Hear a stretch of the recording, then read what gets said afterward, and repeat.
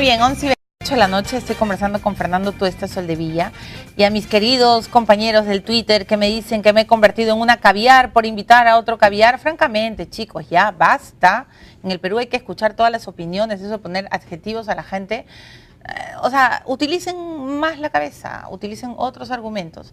Señor Fernando Tuesta Soldevilla, ¿usted se declara caviar? ¿Sí o no? Ni me declaro ni a favor ni en contra. Pero ya todo cansa, ¿no? Cansa esta adjetivización que Mira, creo ¿sabes qué? que no Yo lleva soy nada de las en el personas, país. para empezar, así como no califico de neoliberal a nadie, creo que estigmatizar, adjetivar de caviar, rojo, etcétera, lo único que hace es no permitir el debate. Claro, eso. Además, es que esto me hace recordar a la época pues de la Guerra Fría, ¿no? Exacto. La Guerra Fría sí, pero también los caviares les dicen a los otros derecha, no, bruta, yo hablo por mí, no, yo hablo por mí. Yo sé, yo tú eres por mí, súper ¿no? respetuoso. Entonces, sigamos analizando a nuestro... ¿Este sería un gabinete caviar? Con merluza y con qué de todo, con bonito, con... Espero que no, no, no yo creo que este es un gabinete, ¿no? no, es un gabinete. ¿Sabes qué es lo que pasa?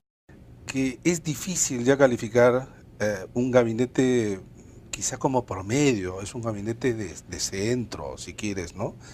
Pero creo que señalarlo no te ayuda a explicar. Creo que es un gabinete plural, es un gabinete como, digamos, con mayor experiencia política. Como decía, es un gabinete además con un componente de personal de mejor calificación promedio. Jiménez, ahí es un gabinete del diálogo. Pero mira, ¿correcto? es interesante cuando él dice, este es un gabinete del diálogo. Cuando empezó el ex premier Valdés dijo, este es un gabinete tecnócrata. Sí, claro. Entonces, justamente ahí hay una distinción. Acá no se necesita de tecnócratas como ministros, se necesita políticos. Quienes toman las decisiones políticas son políticos, vengan de donde vengan. Los tecnócratas se tratan, los políticos tienen que tomar decisiones. Ya, los ministerios son de responsabilidad política. Estoy de acuerdo, pero también a veces los políticos hablan mucho y gerencian poco. Es y que ese no país que hay que gerenciarlo, ¿o no? No, para eso están los gerentes, pues.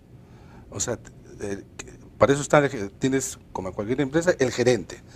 Quien toma las decisiones políticas hacia dónde va una empresa, el país, un partido, digamos, quien toma las decisiones, en este caso el gabinete o los ministros, son funcionarios políticos. Por eso tienen responsabilidad política. Sí, claro. Contratan y deben designar. A una de las cosas que tienen que hacer es designar equipos que lo acompañen, que sí allí deben de tener las mejores especializaciones, los más adecuados, los mejores tecnócratas. Para ejecutar las supuesto, decisiones políticas. Estoy de acuerdo. Fernando, entrevisté hace poco a Hernando de Soto en El Comercio y me explicaba toda su teoría de por qué él considera que los conflictos que están ocurriendo en el Perú no son sociales, sino son económicos. Y te quiero preguntar tu opinión como analista político. Él decía, él sostiene que no han entendido en el Ejecutivo que el tema de Conga no es una anécdota ni es algo que solo ocurre en el Perú, sino que ocurre en todo el mundo, en los países que están tratando de entrar a, digamos, a la escala de país desarrollado. Y lo que él dice es que son empresas capitalistas que de pronto ingresan y tienen como vecinos a comunidades que no son capitalistas, que son precapitalistas y que de pronto se encuentran con interlocutores que no son económicos. Por lo tanto, no tienen propiedad, por lo tanto, no tienen ni siquiera titulación y no hay como no se pueden sentar a la mesa, te estoy hablando en términos figurados, ¿no? Y lo que él decía y demandaba de parte del Ejecutivo es que tienen que darles acceso a la prosperidad. Y un punto básico es que entiendan que tienen que darle propiedad. O sea, que tienen que darle la tierra. Sin eso va a aparecer Santos, antes Pizango, y aparecerá después cualquier otro que encapsule la rabia y lleve al extremo. ¿Qué piensas de esta tesis? No lo he leído, hubiera sido interesante poder hacerlo antes, pero es difícil desligar el aspecto económico, social político de los conflictos. Es cierto que ante la presencia de estas industrias extractivas, tipo, digamos, empresas mineras, en los sitios más empobrecidos, creen expectativas altas. y estas expectativas altas, cuyos resultados deben ser también altos.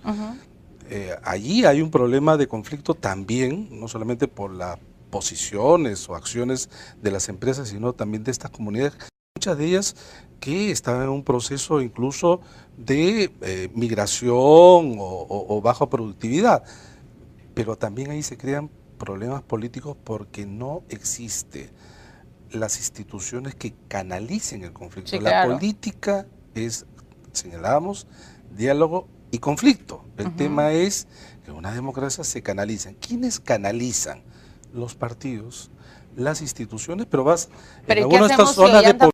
Partido, porque claro, además, pero no digo solamente Ollantes, sino partidos. No, yo entiendo, y además ha sido, hoy día escuchaba a varios analistas como tú reflexionar y decían, claro, el problema es que quizás el único partido que tiene buenos operadores sea el APRA, ¿no?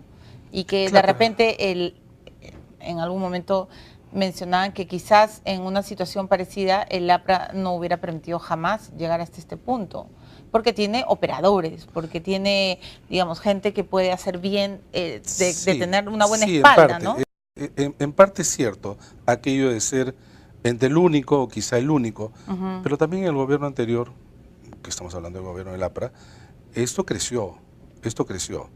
No se necesita un partido, se necesita un sistema. ¿Y qué pasa con se necesita un sistema, pero qué pasa, Fernando, con los políticos que nunca asumen su responsabilidad y que, o sea, digamos, asumen su responsabilidad política y dicen, bueno, yo tuve la mejor intención, yo no fui el ejecutor, y al final, claro, todo el mundo se lava las manos y seguimos teniendo problemas muertos como los de Bagua, muertos como los 17 peruanos que acaban de morir en lo que va del año, y no tenemos a ninguno, por ejemplo, a ningún detenido. Por conflictos no tenemos, o sea, yo lo que siento es que mañana más tarde me puedo plantar en una carretera, puedo tirarle un piedrón a quien me dé la gana y no me va a pasar absolutamente nada, porque esa es la gran lección que nos están dando, que hay un quiebre de autoridad en nuestro país. Sí, hay ese componente, pero no es el único. Además se ha criticado y personas que conocen más sobre los sectores, sobre todo interior, ya han señalado hasta la saciedad las políticas erráticas, erradas, ineficaces, sobre además cómo combatir o cómo resolver sobre todo estos problemas. Repito nuevamente al inicio, tú señalaste algo que hay que subrayarlo. Conga ya tiene en su haber 2 gabinetes y este tema no ha sido resuelto. Este va a ser otro tema que va a tener que cargar, además ya no en los niveles del inicio del gabinete Valdés, sino en los niveles del final del gabinete Valdés, con 17 muertos en general, sí, claro, para el país. Pero a lo que voy, Fernando, es que no hay ni un solo responsable, no hay nadie. O sea, es que no es solamente un problema de responsabilidad que tiene que haber responsabilidad penal, sino responsabilidad efectivamente política. Sí, claro. Bueno, la responsabilidad política es que países, ya se bajaron a un gabinete o a otro gabinete, ¿no? Sí, pero ¿sabes qué? Ya en situaciones límites, donde efectivamente ya no es quien, como tú bien dices, asume la responsabilidad, sino simplemente son desplazados porque ya no ya no se puede. ¿Y qué hacemos? Y tengo que terminar la entrevista, Fernando, pero ¿qué hacemos con Santos? Santos acaba de mandar en un tuit su grito de batalla, o sea, no a Conga, simplemente te doy la bienvenida, pero te repito, por si acaso, ministro Jiménez, que aquí mando yo y que Conga no va. Hoy día Yandacocha dijo que bueno, eso del diálogo va a durar mucho, que quizás en 2 años se empiece a ejecutar, mientras tanto harán los reservorios. Entonces, ¿qué hacemos con Santos y compañía? No, con él yo creo que hay que seguir combatiendo, debatiendo políticamente. Hay un tema que además hay que preguntarse, ¿por qué tiene, digamos, ese nivel también de apoyo? Es algo que merece una respuesta. En el 2014 va a haber elecciones, no sabemos si se va él a lanzar allí o el 16. En todo caso, él hace su juego lo está haciendo según desde su punto de vista de la manera más adecuada. ¿Qué toca al resto? Bueno, ahí depende pues Milagros. Yo creo que no es el único, para empezar, responsable de lo que sucede en Cajamarca. Yo creo que allí, sin embargo, se ha avanzado un poco en las últimas semanas. Creo que le puede dar este respiro con esta renovación de gabinete. Tengo la impresión que que esta es la oportunidad del presidente Humala de pensar y delinear un nuevo rumbo a su gobierno. Sí, pero si este tercer gabinete se cae en 3 meses, o sea, perdóname, no, pero... No, yo es que eso me parece fundamental. Cuando hablamos sobre el tiempo sí es fundamental. El gabinete del Castillo, en el gobierno anterior, duró casi 3 años. Claro. Casi y 3 solo años. Se cayó por el BTR. Claro, pero digo, me refiero es que tienes un gabinete que es fundamental. Acá es 3 en un año. Sí, es una vergüenza. Esto ya no es un solo problema de gobierno, es un problema que nos atañe a todos. todos. Así es. A todos. Creo que hay que darle el beneficio de la duda a este gabinete y esperar un poco y exigir también, evidentemente, demandar al presidente Humala. Yo creo que el principal error del presidente Humala no es que haya cambiado, que ahí pueden haber, sino que tú no explicas por qué ha cambiado. Es que Humala no explica nada. Bueno, pero es que ya ese es un problema. Pero pues. Que está mal, es que pues, ciertamente, porque no puede tuitear su esposa explicándonos. Así es, no puede tuitear. De acuerdo. De repente estamos pidiendo algo que no se puede hacer. No, perdóname, pero para eso tiene consejeros en comunicaciones, y si no los tiene, que los contrate. Es que tampoco es solamente, es un tema comunicativo, pero es un tema político, él finalmente lo han elegido para gobernar, no para ausentarse, estando todavía en Palacio, ¿no? Digamos, muchas veces es un presidente ausente, no solamente un presidente silente, sino ausente. Estoy de acuerdo. Y allí, cuando no tienes un gabinete y sobre todo un ministro que cubra ese espacio dejado, allí vienen los problemas de manera mucho más claros y que se desbordan, ¿no?